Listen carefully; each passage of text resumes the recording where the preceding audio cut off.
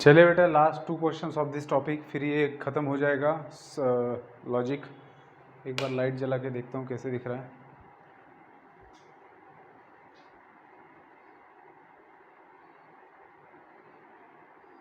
ठीक है,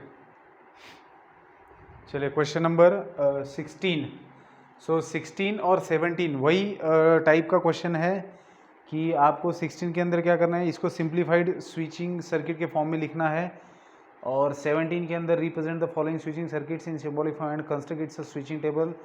अच्छा, इसको सिंबॉलिक फॉर्म में लिखना है, इसका स्विचिंग टेबल कंस्ट्रक्ट करना है और रिजल्ट इंटरप्रेट करना है। ठीक है, सो 16 को डिस्कस करेंगे हम लोग सबसे पहले। तो वही नोटेशन वही रहेगा, S1 है, S2 है और निगेशन है उनके। तो पैरेलल अरेंजमेंट है, तो सबसे पहले है निगेशन P आएगा S1 डैश के लिए, तो इसके साथ में पैरेलल अरेंजमेंट है Q का। ठीक है, फिर वो पैरेलल में पैरेलल में ही जुड़ा हुआ है P के साथ में। P देखो, इन दोनों का पैरेलल है, इन दोनों का पैरेलल है, इन दोनों का पैरेलल, और ये तीनों आपस में पैरेलल है। सो सेकंड वाले को लिखेंगे P और निगेशन Q, फिर यहाँ पर आएगा और P और Q। ठीक है, सो P और निगेशन Q, P और Q। ठीक है, चलिए अब क्या करेंगे हम लोग, तो यहाँ पर देखिए सब एसोसिएशन ही तो है, तो इसके अंदर तो मतलब ब्रैकेट्स का कोई मतलब ही नहीं है ना, एसोसिएशन होने के कारण मतलब सभी और है। तो इसमें क्या कर सकते हैं हम लोग, सीधा अगर मैं ब्रैकेट हटा भी देता हूँ ब्रैकेट, तो भी कोई दिक्कत नहीं है। ठीक है, क्योंकि सारे स्विचेस एक दूसरे के साथ में और में है। तो अभी हम लोग क्या करते हैं, P, ये निगेशन P, ठीक है, और निगेशन P और P को साथ में ले लेता हूँ मैं, और यहाँ पर और Q, निगेशन Q को साथ में ले लेता हूँ, और फिर यहाँ पर और में बचा रहेगा P और Q।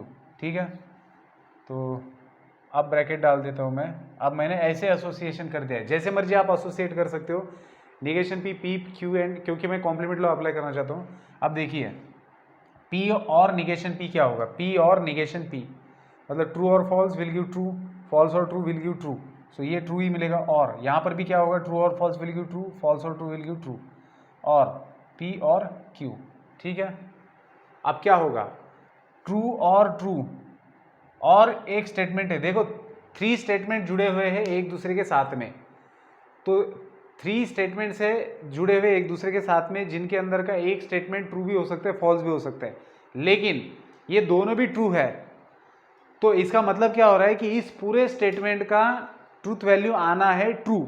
आप स्टेप बाय स्टेप से भी करेंगे तो वही आएगा, और आपको मैंने पता है कि तीनों के अंदर अगर तीनों भी फॉल्स हुए तो ही चांस होता है फॉल्स होने का।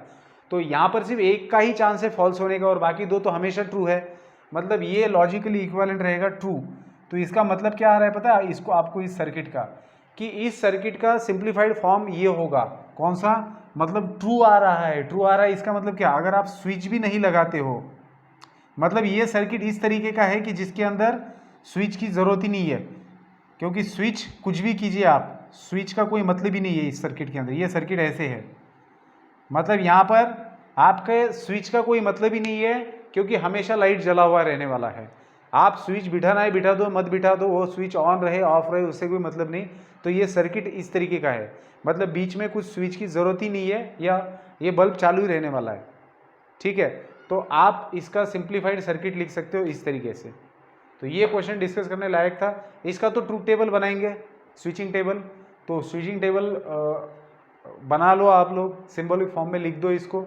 सिंबॉलिक फॉर्म में लिखकर स्विचिंग टेबल जब बनाएंगे तो रिजल्ट इंटरप्रेट करना है। तो एक्सरसाइज में जो लास्ट क्वेश्चन आया था उसी तरीके से ये होगा कि जो P वाले का रहेगा वही आपका लास्ट रहेगा। मतलब देखिए मैं बता देता हूँ यहाँ पर कि, चलिए मैं ये लास्ट क्वेश्चन है इस टॉपिक का सॉल्व ही कर देता हूँ, झंझट ही नहीं रखता।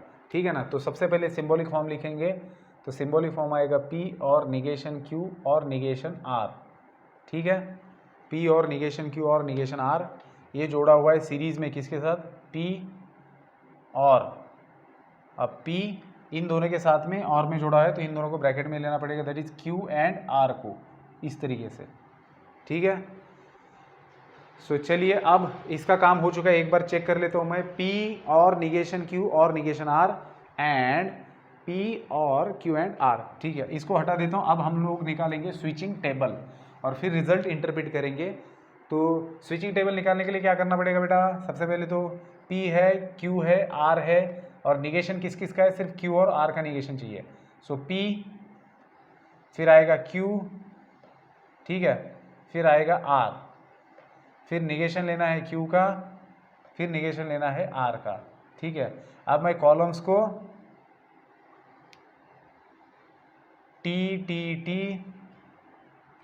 T T F T F T F T T, फिर आएगा F F F F F T F T F and T F F, ठीक है।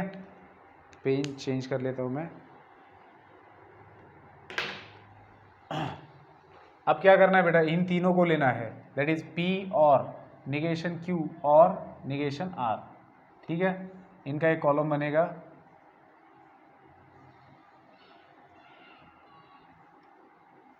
सो इनका एक कॉलम बन रहा है। सबसे पहले निगेशन Q लिख लेते हैं। सो निगेशन Q, अच्छा ये स्विचिंग टेबल है ना, तो इसके अंदर ट्रू फॉल्स क्यों रहेगा, 1 1 1, फिर ये 1 1 0, फिर 1 0 1, फिर रहेगा 0 1 1, 0 0 0 0 0 1, 0 1 0 1 0 0, ठीक है। अब निगेशन Q, सो 0 0 1 0 1 1 0 1, निगेशन R 0 1 0 0 1 0 1 1। अब इन तीनों का P और निगेशन Q और निगेशन R, इन तीनों का आप और में जोड़ेंगे तो आपको और में पता है अगर एक भी ट्रू है तीनों में से तो भी ट्रू आएगा, सिर्फ फॉल्स कब आता है जब तीनों भी फॉल्स होते हैं। सो 1 0 0 विल गिव 1, फिर 1 0 1 give 1, 1 1 0 will give 1, 0 0 0 will give 0, 0 1 1 will give 1, 1 1 1, बात खत्म। नेक्स्ट इसको लिखना है आपको, तो मैं कॉलम्स को नंबर दे देता हूँ ताकि लास्ट कॉलम में हमें दिक्कत नहीं आएगी, ठीक है। सो ये 1 2 3 4 5 एंड 6 नंबर का कॉलम है। चलिए 7 नंबर का कॉलम लिखेंगे अभी, ये वाला 7 नंबर में कौन आएगा, Q एंड R आ रहा है। सो Q एंड R सबसे पहले लिखना है यहाँ पर। सो Q,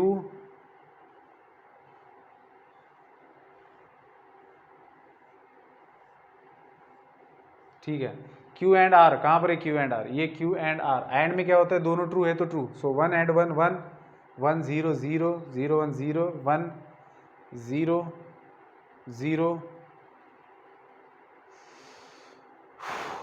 0 एंड 0। अब लास्ट में क्या हो रहा है, सॉरी लास्ट में और एक कॉलम आएगा दैट इज P, तो मैं यहाँ पर लिख सकता हूँ P एंड, सॉरी P और Q एंड, देखिए मैं यहाँ पर कॉलम का नंबर भी लिख सकता हूँ।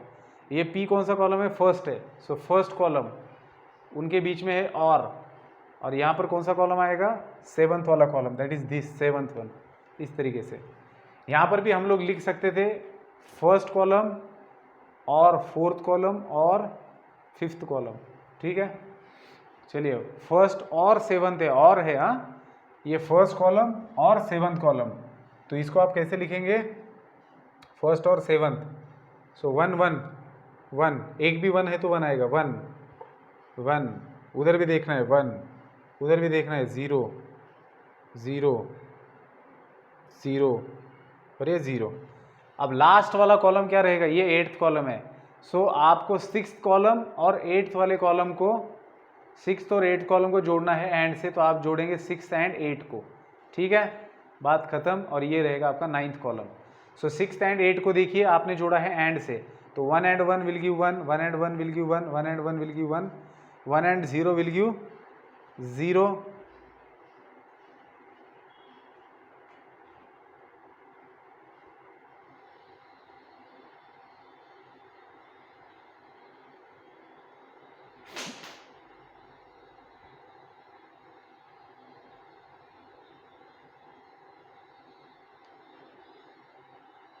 Okay, let's see what happens. Okay, so this will give 0. Sorry, कहाँ गए वो, क्या करना था हमें, oh shit, 6 and 8. Okay, so this is what 1 and 0 will give 0 0 0 and 0. और फिर से मेरा जो आंसर है वो मैच नहीं कर रहा है। वैसे ही उस वाले एग्जांपल में भी हुआ था, पता नहीं कैसे ये हो रहा है। एक सेकेंड,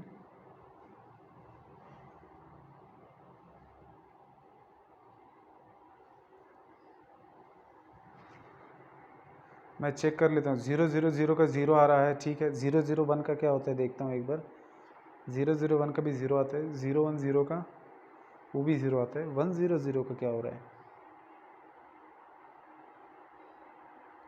1 0 0 का 1 आना चाहिए, मेरा नहीं आ रहा। क्यों नहीं आ रहा?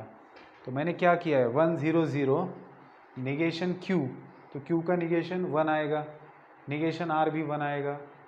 अब मैं इसको लिखने वाला हूँ P और निगेशन Q और निगेशन R, ठीक है। तो मैंने क्या लिखा, P और ओके निगेशन Q और निगेशन R, तो P और निगेशन Q और निगेशन R, तो ये तो सही है, 1 आ रहा है। अब मैं लिखूँगा Q and R, so Q and R will give 0, so 1 and 7, 1 and 7, 1 and 7, ये भी तो 0 ही आएगा। और लास्ट में आएगा 6 and 8, 6 and 8, कमाल है, ये भी 0 आएगा। इनका कैसे आ रहा है, एक सेकेंड, कौन सा नहीं आ रहा था मेरा, 1 0 0 का गलत आ रहा है, 1 0 0, ठीक है। Negation Q negation R 1 1,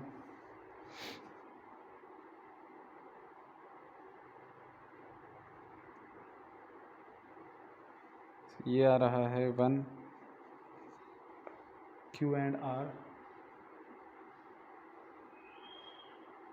Q and R, Q and R आया 0, P और Q एंड R, P और Q एंड R, P और Q एंड R।